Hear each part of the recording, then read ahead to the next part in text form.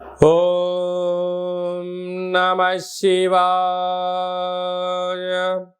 ఓం నమో నారాయణాయ. కర్మ నివారణ, నరదృష్టి నివారణ, సంచిత ప్రారబ్ధ ఆగమిక కర్మ నివారణ, తులాభార కాల భైరవాయ నమో నమః. ఓం దిగంబరాయ విద్మహే గజవాహనాయ ధీమహి తన్నో కపాలకాల భైరవ ప్రచోదయాత్. ఓం ఇంద్రాణీ శక్తి దేవ్యై నమోస్తుతే. హరి ఓం. మా ఛానల్కి స్వాగతం. చూస్తున్న వీక్షకులకు, ప్రేక్షకులకు, ప్రియ కాళ భైరవ భగవద్బంధులకి స్వాగతం పలుకుతూ, మమ్మల్ని ఎంతగానో ఆదరిస్తూ ఉండబడినటువంటి ప్రియ సోదర సోదరీమణులకు అందరిపైనను, సనాతన ధర్మ సంరక్షకులకు, జ్యోతిష్య అభిమానులకు అందరికీ కూడా స్వాగతం పలుకుతూ, ఆదివారం అమావాస్య పుష్యమి నక్షత్ర సందర్భంగా అందరికీ నిండు నూరేళ్ల ఆయురారోగ్యాలను ప్రసాదించాలని శ్రీ కాళీ సమేత కాళభైరవ స్వామిని వేడుకుందాం.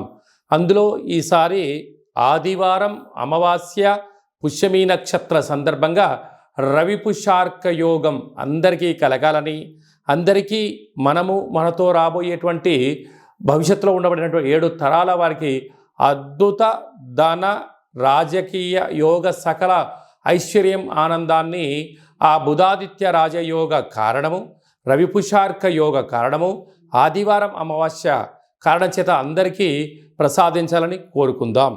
1/8/2024 నుండి 15/8/2024 వరకు పుట్టినటువంటి వారందరికీ కూడా ముందస్తుగా జన్మదిన శుభాకాంక్షలు. గతంలో వివాహం చేసుకున్న వారికి వివాహ వార్షికోత్సవ శుభాకాంక్షలు. ద్వాదశ రాశుల్లో గ్రహ గమనాన్ని ఒకసారి వీక్షింపచేద్దాం.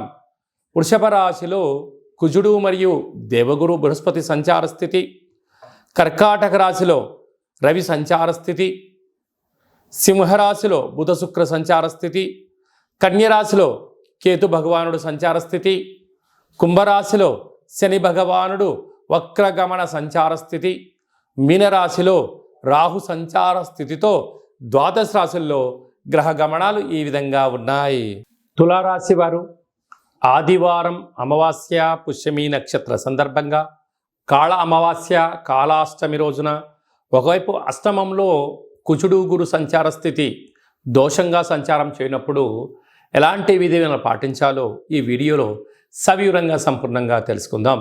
తులారాశిలో ఏ నక్షత్రాలు వస్తాయి అనగా చిత్తా నక్షత్రంలోని 3వ పాదం, 4వ పాదం, స్వాతి నక్షత్రంలోని 4 పాదాలు, విశాఖ నక్షత్రంలోని 1, 2, 3 పాదములు కలిపితే తులారాశి అవ్వడం జరుగుతూ ఉంటుంది.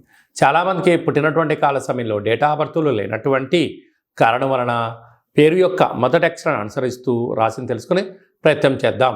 రా, రి, శ్రీ, రు, రే, రో, తా, తి, తు, తే, తో అక్షరాల వారందరూ కూడా తులారాశి జాతకులు. తులారాశి యొక్క అధిపతి శుక్ర భగవానుడు. వీరు పంచమ స్థానంలో శని సంచార స్థితి ఉండడం, వక్ర గమనంలో శని భగవానుడు ఉండడం వలన వాహన ప్రమాదాలు స్వల్పంగా పొంచి ఉన్నాయి. నీటితో నిప్పుతో దూరంగా ఉండే ప్రయత్నం చేయండి. 6వ స్థానంలో రాహు సంచార స్థితి ఉండడం వలన రుణ సమస్య, రోగ సమస్య పొంచి ఉన్నాయి. దయచేసి అప్పులు ఇవ్వద్దు, అప్పులు తెచ్చుకోవద్దు. అష్టమ స్థానంలో కుజ భగవానుడు సంచారం చేయడం వలన కుజదోష ప్రభావం కారణం వలన మీ జన్మ నక్షత్రం రోజున అమావాస్య అష్టమి తిథి ఎందున దూర ప్రయాణాలు, జల ప్రయాణాలు, దూరంగా ఉండడం, క్రయ విక్రయాలు, లావాదేవీలు, ఓర్పు, సహనం చాలా అవసరం అని చెప్పి మీరు గుర్తు పెట్టుకోగలగాలి. అదే కాకుండా కూడా రాజ్యస్థానంలో రాహు సంచార స్థితి, లాభంలో బుధ శుక్ర సంచార స్థితి, వ్యయంలో కేతు భగవానుడు ఉండడం వల్ల చిన్న చిన్న విషయాలకు ఆందోళన, సున్నితమైన స్వభావం కలిగి ఉండబడిన ఎవరైనా ఏదైనా అన్నట్లయితే దానినే మీరు మనసులో పెట్టుకొని పదే పదే అనుకోకుండా కాలాన్ని నెట్టుకుపోయే ప్రయత్నం చేయగలగాలి. కనుక తెల్ల జిల్లడి యొక్క వృక్షం చుట్టూ ప్రదక్షిణ, దీపము, వీలైతే ఆ యొక్క వేరును తెచ్చుకొని మట్టిని బాగా కడిగి సింధూరం బాగా పూసుకొని పూజామందిరంలో ఉంచుకొని తంత్ర వరసిద్ధి తాంత్రిక కాళభైరవ హోమ కార్యక్రమాన్ని చేసి ఇంట్లో పెట్టుకున్నట్లయితే అద్భుతమైనటువంటి మీరు రాబోయే 7 తరాల వారికి ఆనంద సిద్ధి, ఆరోగ్య సిద్ధి, ఐశ్వర్య సిద్ధి, కనక సిద్ధి, అమృత సిద్ధి అనేటువంటి అనేక రకాల సిద్ధులు మీకు సొంతమై తులారాశి వారికి ఎనలేనటువంటి ధనం, ఐశ్వర్యం మీ సొంతం కాబోతుంది. సాఫ్ట్వేర్ ఉద్యోగస్తులు, హార్డ్వేర్ ఉద్యోగస్తులు, వ్యవసాయ సోదరీమణులు, మార్కెటింగ్ రంగాలు, హోటలు, వ్యాపారాలు, రియల్ ఎస్టేట్ రంగాలు, షోరూమ్స్లు, పెట్టుబడిదారులందరికీ కూడా చాలా మంచి కాలము అని చెప్పి గమనించాలి. ముఖ్యమైనటువంటి పండగల గురించి క్లుప్తంగా సవివరంగా సంపూర్ణంగా తెలుసుకుందాం. 4వ తారీఖు 8వ నెల 2024 సంవత్సరంలో ఆషాఢమాస బహుళపక్ష ఆదివారము అమావాస్య పుష్యమీ నక్షత్ర సందర్భంగా చాలా మహోన్నతమైన పర్వకాలం అని చెప్పి గమనించాలి. ఆదివారం అమావాస్య వస్తేనే అందరికీ పెద్ద పండగ. అందులో పుష్యమీ నక్షత్రంతో కూడుకున్నటువంటి అమావాస్య కావడం వలన మనకు బహిర్ ప్రాంతాలలో వ్యవసాయ క్షేత్రాల్లో తెల్ల జిల్లేడు వృక్ష ఉండడం జరుగుతూ ఉంటుంది. ఏపుగా పెరిగినటువంటి వృక్ష దేవత కింద శ్వేతార్క వరసిద్ధి మహాగణపతి స్వామివారు వృక్ష రూపంలో ఉండడం జరుగుతుంటుంది. ఆ గణపతి స్వామివారిని తెచ్చుకొని గృహంలో ఉంచుకున్నట్లయితే మనకు భావి తరాలకు 7 తరాల వారికి అద్భుతమైన ఆనంద యోగం, అమృత యోగం, ధనయోగం, రాజకీయ యోగం కలుగుతుందని చెప్పి గమనించాలి. కనుక మనం అమావాస్య రోజు ఉదయాన్నే నిద్రలేచి ఇంటినల్లా శుద్ధి పెట్టుకొని మంగళ స్నానాలు చేసుకొని ఇంటికి మామిడాకులు, కొబ్బరాకులను ఏర్పాటు చేసుకొని సూర్య నమస్కారం చేసి సూర్య భగవానికి అర్ఘ్యం వదిలిపెట్టడము, ఒక తెల్ల జిల్లేడు ఆకులలో చక్కెర పొంగలి పాయసాన్ని భగవంతుడికి నైవేద్యంగా ఏర్పాటు చేయడము, సూర్య నమస్కారాలు, సూర్య ఆసనాలు, సూర్యోపాసన, ఓం హ్రాం హ్రీం రౌం సహ సూర్యాయ నమః అనేటువంటి మంత్రాన్ని ఒక 108 సార్లు తప్పకుండా పారాయణం చేసినట్లయితే అద్భుత యోగం కలుగుతుందని చెప్పి గమనించగలగాలి. అలాగనే మధ్యాహ్నం పూట గతించినటువంటి పెద్దవారి పేరు పైన నువ్వులు, దర్భలు, నీళ్ళను వదిలిపెట్టడం, పక్షిరాజవారైనటువంటి కాకిరాజు వారికి ఆహారాన్ని ఏర్పాటు చేయడం, గతించిన వారి పేరు పైన సునకపు మహారాజులకు ఆహారం ఏర్పాటు చేయడం, దేవాలయంలో బ్రాహ్మణుడికి స్వయంపాక దానాన్ని ఏర్పాటు చేయడం వలన గతించినటువంటి వారి యొక్క పితృదేవతల యొక్క ఆశీస్సులు ఉంటాయని చెప్పి గమనించాలి. సాయం సంధ్య కాగానే సాయంత్రం 4:30 నుండి 6 గంటల వరకు రాహుకాల సమయం ఉంటుంది కనుక ఇంట్లో ఒక అష్టదళ పద్మాన్ని వేసుకొని నిమ్మకాయలతో దీపాన్ని వెలిగించడము, విష్ణు సహస్రనామ పారాయణం కానీ లలిత సహస్రనామ పారాయణం చేయడం వలన ఇంటిలో రాహుకాలంలో చేసే పూజ ఫలిత ప్రభావం వలన నరదృష్టి, శత్రు ప్రభావాలు తొలగిపోతాయి. చీకటి పడ్డాక లేకుంటే ఉదయం కానీ ఇంటికి ఒక ఎర్రటి గుమ్మడికాయను దిష్టి తీసి పలగొట్టడం, దారం కలిగిన నిమ్మకాయని కట్ చేసి గడపకు ఇటువైపు అటువైపు పెట్టడం, కార్లను, ఫ్యాక్టరీలను, కర్మాగారాలను శుద్ధి పెట్టుకొని సాంబ్రాణితో ధూపం వేయడం వలన ప్రశాంతత కలుగుతుందని జరుగుతుంది. మిగతా రోజుల్లో 1000 జపం చేస్తే ఎంతటి ఫలితం వస్తుందో ఆ రోజు ఒక్క నామాన్ని స్మరించిన కాళభైరవ అన్న, కాళికామాత అన్న, వెంకటేశ్వర అన్న, ఓం నమశివాయ అన్న అద్భుతమైన ఫలితం కలుగుతుంది అని చెప్పి గమనించాలి. ఆ రోజు చేసే పూజ, ఆ రోజు చేసే దీక్ష, ఆ రోజు ఉండబడిన మౌనము మనకెంతో ఐశ్వర్యాన్ని, ఆనందాన్ని మనకు కలిగిస్తుందని చెప్పి గమనించగలగాలి. అదే కాకుండా ఆ యొక్క అమావాస్యను కాళ అమావాస్య అంటారు. అంటే కాళిదాసు లాంటి వాళ్ళు, బట్టి విక్రమార్కుడు లాంటి వాళ్ళు, శివాజీ చక్రవర్తులు లాంటి వారందరూ కూడా ఇలాంటి రోజులలోనే సాధన చేసి కాళ స్వరూపమైనటువంటి కాళికామాతను, కాళభైరవ స్వామిని ప్రసన్నం చేసుకున్నారని చెప్పి గమనించాలి.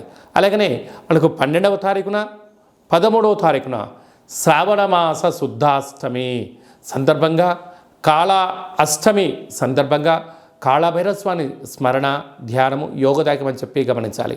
మన యొక్క దేవాలయంలో 4 శనివారాలు, 4 మంగళవారాలు, శుద్ధాష్టమి, పూర్ణిమ, బహుళాష్టమి, అమావాస్య సందర్భంగా నిత్యము కాళభైరవ హోమం జరుగుతూ ఉంటుంది. కనుక దేవాలయంలో అర్చన, అభిషేకాదులు, కాళభైరవ స్వామి యొక్క ముడుపు, కాళభైరవ స్వామి వారి యొక్క కూష్మాండ దీపము పెట్టడం జరుగుతుంటుంది. హోమంలో పాల్గొనడం వలన సకల అష్ట కష్టాలు తొలగిపోతాయి. కాలము అనగానే కాళభైరుడి యొక్క చేతిలో ఉంటుంది.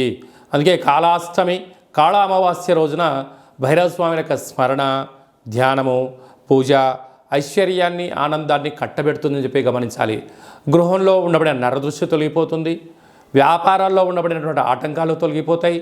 విపరీతమైనటువంటి జనాకర్షణ, ధనాకర్షణ కలుగుతుందని చెప్పి గమనించాలి. ఆసక్తి కలిగితే ఇంట్లో చేసుకోండి. కుదరలేని పక్షంలో ఈ కింద నెంబర్ సంప్రదించినట్లయితే, మీ గోత్రనామంలో పంపించినట్లయితే వీడియో కాల్ ద్వారా చూపించి మీ పేరు పైన ఒక సౌభాగ్య ముడుపు, కూష్మాండ దీపము, హోమాన్ని చేయించి వాట్సాప్ కాల్ ద్వారా ప్రత్యక్ష ప్రసారాన్ని కూడా చేయించడం జరుగుతుందని చెప్పి గమనించాలి. ఇంకనూ మనము ఈ ఆషాఢమాస ఆదివారం అమావాస్య రోజున, శ్రావణమాస శుద్ధాష్టమి, కాళాష్టమి సందర్భంగా ఇంకనూ విజయం సాధించగలగాలి అన్నట్లయితే ఈ యొక్క పాత్ర కంచు పాత్ర అంటారు. అంటే కంచు మోగినట్టు కనకమ్ము మోగదు గదరా సుమతి అని చెప్పి మనకు సుమతి శతకంలో చెప్పడం జరుగుతుంటుంది. రాసులు 12 ఎలా ఉంటాయో 12ని అచ్చు వేయడం జరుగుతుంటుంది. పూజ చేసిన తదనంతరము ఈ యొక్క పాత్రను ఇలా ఎడమ చేతో పట్టుకొని కుడి చేతో ఈ కరసాహం తీసుకొని ఇలా చిన్నగా శబ్దం చేసినట్లయితే ఓంకార శబ్దం రావడం జరుగుతుంటుంది.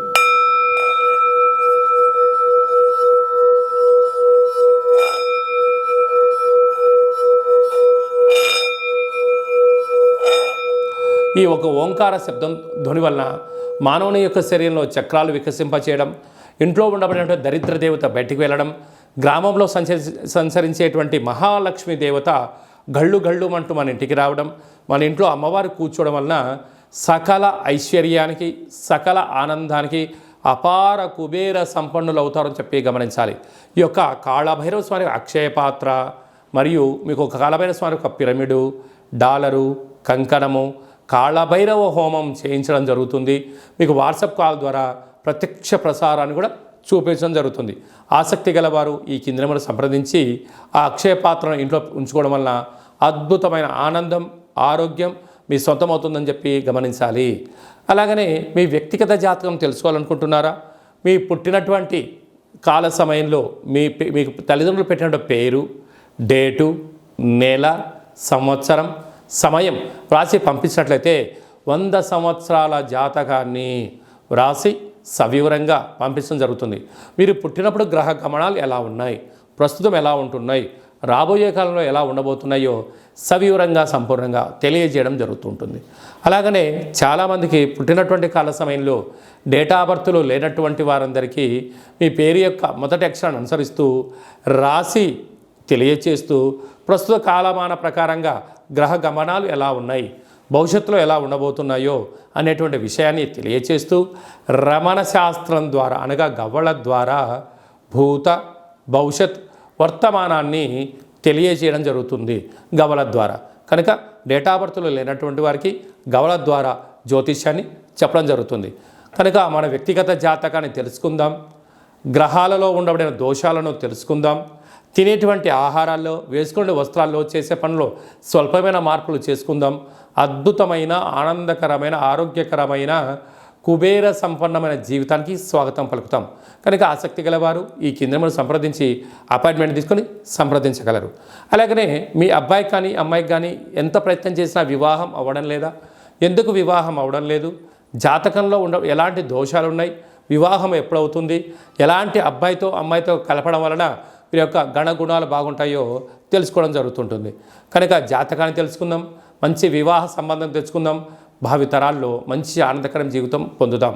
కనుక వచ్చేటువంటి జాతకాన్ని వధువరుల యొక్క పాదాలు, గుణాలు, సంతాన యోగము, అలాగనే విదేశీయాన యోగము, ఎలాంటి యోగాలు ఉన్నాయో కూడా తెలుసుకుందాం.